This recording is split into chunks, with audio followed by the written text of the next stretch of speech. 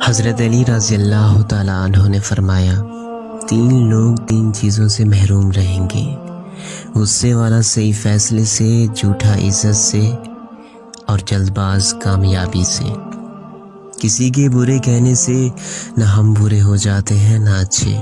اپنی زبان سے ہر شخص اپنا ظرف دکھاتا ہے، دوسرے کا عکس نہیں۔ صرف پیسے کا ہونا رزق نہیں ہے، نیک اولاد، اچھا اخلاق اور مخلص دوست بھی رزق میں شامل ہیں۔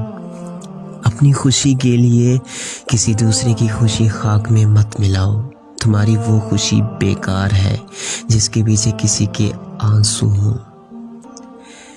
زندگی اسی طرح بسر کرو کہ دیکھنے والے تمہارے درد کی بجائے تمہارے صبر پر رشک کریں۔